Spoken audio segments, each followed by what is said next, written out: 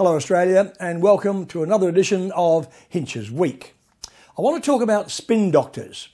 In the old days we called them bullshit artists, but then Canberra followed Washington and started calling them spin doctors, also known as PR men. There are a couple of classic corporate cases this week. The flacks earning their money by valiantly keeping straight faces while they lied through their pearly whites. The first was Coles. The federal court making sure the supermarket giant was going down, down, down for lying to customers about their freshly baked bread, which wasn't. It was touted as baked today, sold today, or freshly baked in store, when it wasn't. It had been partially baked and frozen months before, as far away as Ireland. Blatant lies. But there was the PR man outside court saying, "In talking to customers about the par-baked bread range, we certainly never set out to deliberately mislead anybody." Really? Baked today, sold today, freshly baked in store?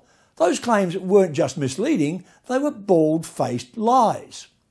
Then there was the case of the Melbourne train driver who drove through a stop signal while allegedly high on the drug ice.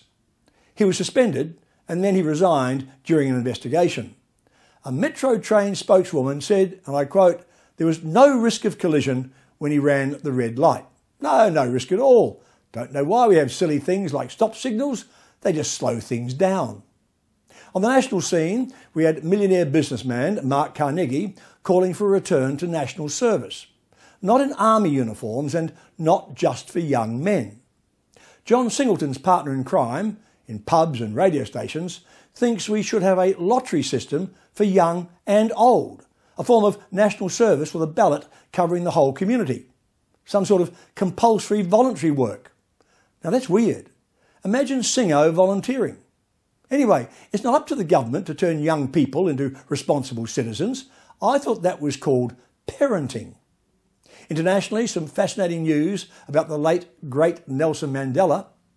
His PA for his last 20 years, Zelda LaGrange, talked about bitter family rivalries with Mandela's children trying to limit the number of tickets his widow Grace was given for his funeral.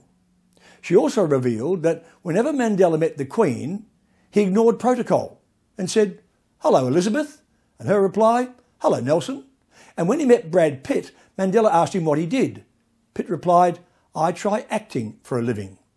And finally, news out of Canberra that reminds me of an old joke.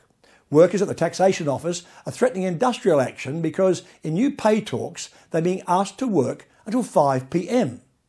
Right now they clock off at 4:51 p.m. and those 9 minutes would mean an extra 45 minutes a week. Apparently that is not on. Reminds me of the question, why aren't public servants allowed to look out of their windows in the mornings? Because then they'd have nothing to do in the afternoons. I'm Derryn Hinch, that's life. See you next week.